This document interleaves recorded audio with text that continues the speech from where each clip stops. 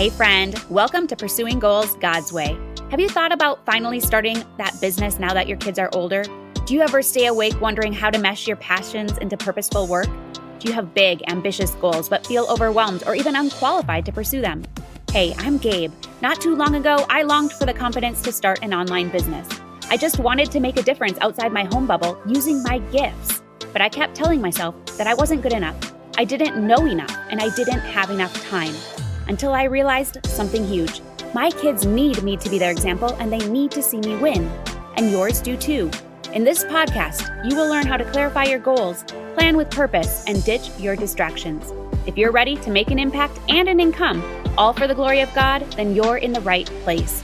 As an avid runner, I believe life is one massive marathon. It's up to you to run your own race and to finish it well. So lace up those running shoes, pop in your earbuds, and let's do this thing. What if I told you that you could find 3 to 5 extra hours a week if you only knew how to audit your time and actually do something about it? What could you do with those hours? Would they be hours you could work on your online business without sacrificing family time? Or maybe they're hours you could create memories with your family. Maybe you could add a creative outlet to your life for relaxation and fun. Where you spend your time matters when it comes to the vision you have for your life and the goals you want to achieve. Successful people only have 24 hours a day, just like the average person. Just like you and me, we only have 24 hours a day to use. Now, it's what they do with that time. It's how they manage that time. It's how they set priorities with that time that makes the difference and separates them from the average person. Finding more time in your day can be a challenge. I know I have a full plate already as a busy working mom. I like to call myself a full productive mom, not really busy. But I understand finding that time is a challenge. But here are 8 tips that may help you out. The first one is to keep a time log. Write down how you spend each hour of your day. Now, this will help you see where you're spending most of your time and help you identify areas where you can make adjustments. Make sure to stay to the end of this episode because I have a challenge for you this week to actually audit how you spend your time, and I'll walk you through the steps to do that. So more on that later. This one is one of the most important to getting started and figuring out where you need to change things, where you need to keep things the same, where you need to pivot, all of that going on. So make sure to stick around. Number 2, prioritize your tasks. Make a list of the tasks that need to get done and prioritize them based on their level of importance, not based on how easy they are to get done, based on the level of importance. Also, choose how many you actually need to get done that week. Set time to do each of those things, and then only do the other less important tasks if you have open space to do so. The following week, you'll reprioritize. You'll determine what is the most important for that week, and you'll pick your steps and your schedule based off of that. This will help you focus on the most important tasks and avoid wasting time on less important ones. Now, I want you to set priorities in general. Determine what's most important to you and your family, and then prioritize your time accordingly. So, for example, if spending quality time with your children is a top priority, then make sure you're allocating enough time to do so. Maybe you're setting aside a few evenings dedicated to family time. I know for us, Friday nights are when we usually have that family time. Most of the time, we are all back home. And we're all too tired from the week to actually go out and do anything. So it becomes a movie night or a game night or something just a bit more low key. But I love it because we're all together. Most of the time we order pizza or do something crazy like that. Maybe even have ice cream. It's just being together that matters for us. And if we know we have that one day, then we can get through the rest of the week and then just kind of regroup as a family.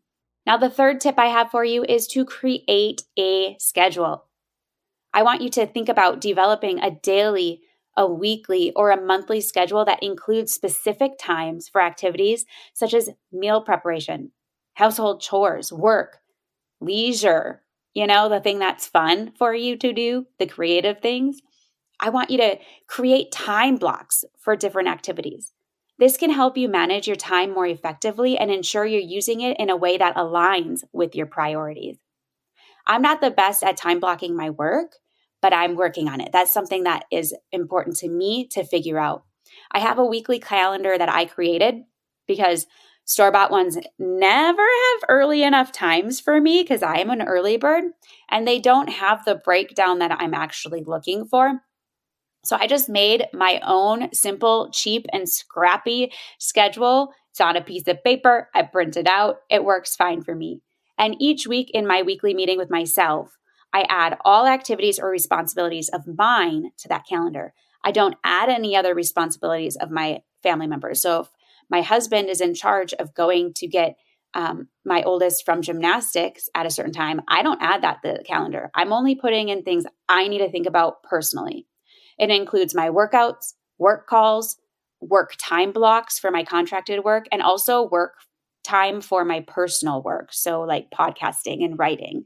I put in meal prepping, home management times. I also put in creative outlets. So like even I put in coffee with friends or running or whatever it is. And I even put in entertainment times because there are a couple times a week. There's a couple shows I like. So I block that time out to know I get to watch that show. Now, if something else comes up, I'm not tied to it or anything, but it is kind of a fun leisure downtime for me. One of the important things that happens when you do this is that you can see what white space you have. We talk about white space a lot because if you don't have any in that schedule, that's a red flag that you need to take a deeper look at prioritizing. You might need to let go of something in your schedule. I know it seems like you can't do that, but believe me, there's always something that can be let go of. The fourth way to audit your time: eliminate time-wasting activities. Now, we just talked about that. You might need to let go of something. That's where this comes in. Identify activities that are just taking up way too much time and take them out of your routine. Now, this could include social media scrolling. Yeah, I'm talking to you. If you are on social media too much, turn it off. It's not real life, you know? Have fun on there, scroll for a little bit, but know if it consumes you.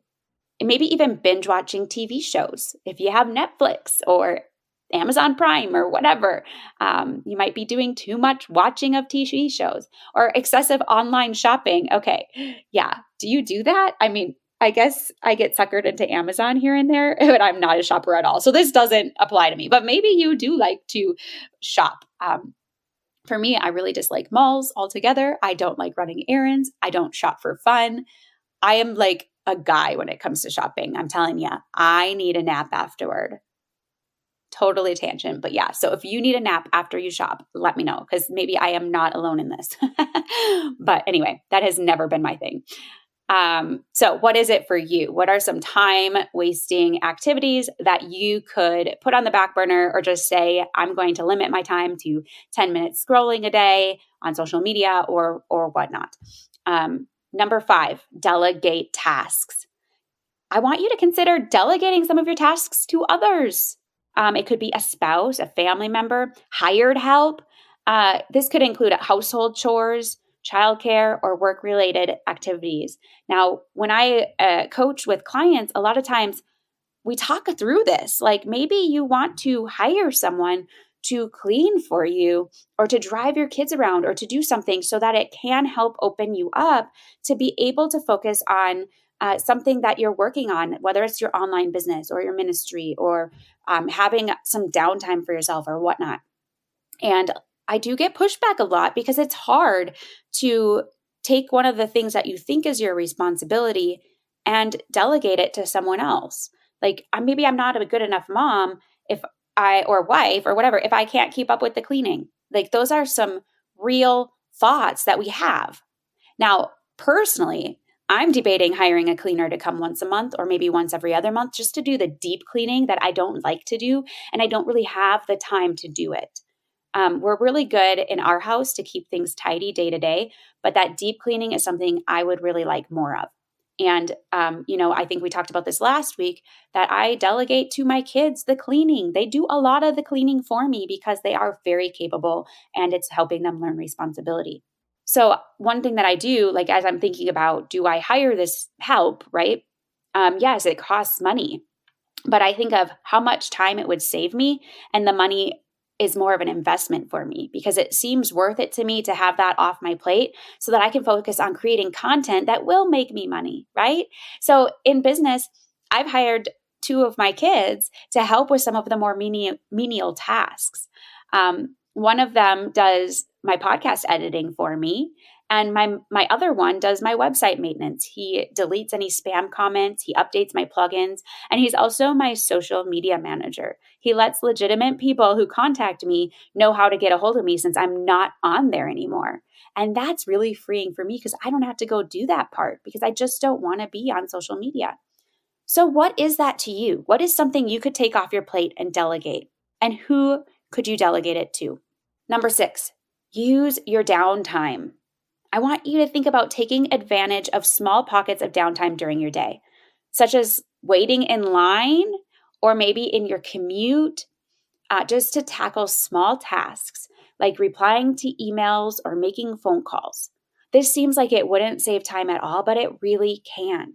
One thing for me, when I'm in the line at the grocery store, for example, sometimes my goal is to not take out my phone and just to be present and just to have that white space for a minute. But other times, like when I'm sitting at the dentist with my kids, I could answer emails or messages in my community. Simple things that can get done in a matter of minutes that I won't have to do later. I listen to Voxer messages with my masterminds while I'm driving, or I listen to podcasts just to grow myself. Sometimes I'm just being when I'm driving too. That's many times when I get that white space to think or pray or just do nothing because that's important. But use that downtime, use it wisely, whether you need to use it for white space to think or you can use it in a different kind of productive way to get some work done. 7th, streamline your routine. Here's what I mean. I want you to look for ways to streamline your routine and make tasks more efficient. So when I say streamline, I'm talking workflows or efficiencies. So this could include meal prepping, for example. Do it all at once. Meal prep for the week, plan, write that grocery list, and then order everything for it to be picked up later. That's something that I do. I'd like to streamline my meal prepping even more because I don't even like doing it every week. I want to do it like once a month, or I just want to have a list, like a weekly list that I can just pull and go, okay, here's the grocery list. I'm just going to order these things because this is what we're going to have for dinner for the week, right? So I'm getting there with that, but that's something that you can do. Setting out clothes the night before, having kind of that nightly routine where you can get things ready for the next day. I do this with my exercise clothes and my regular clothes. So I have them set out on my dresser. My exercise clothes are right there so that I can get up, put them on, and know I'm going on a run. And that's helpful because if they're set out, it's more likely to go. Also, you could think about using productivity tools like time management apps. Considering using technology, such as apps like that or digital calendars to help you manage your time more efficiently, is really a great use of technology.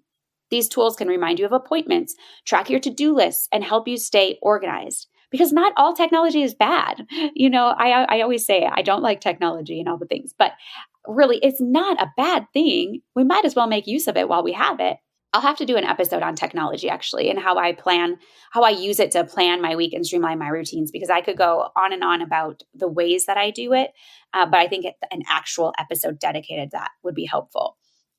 So we will do more with that later. But think about that. How can you use technology and apps to help you out?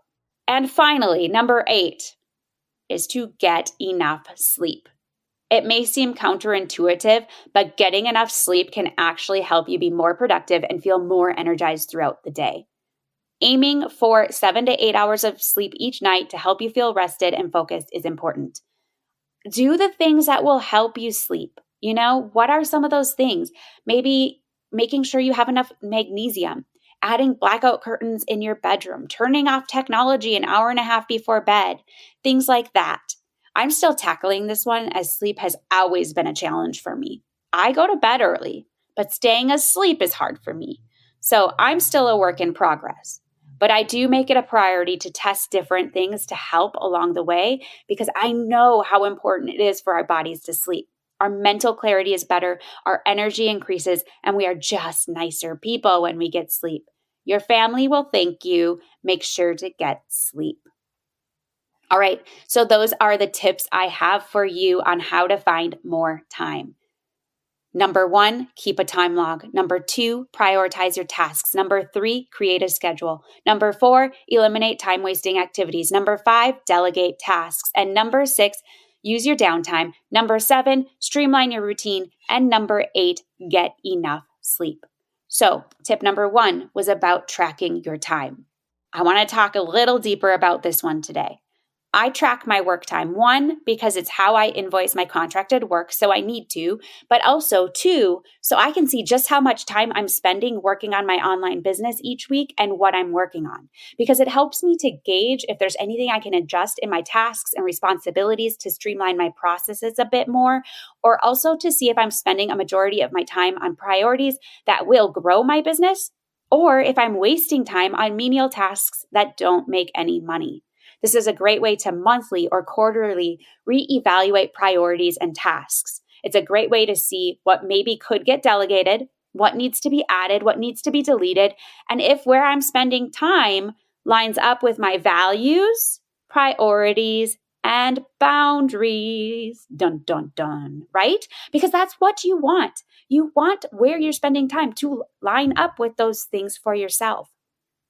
This is an activity I actually have my intentional purpose plan clients tackle, because before we can make any adjustments, we have to know what needs adjusting. In order to know that, we need to know where our time is going.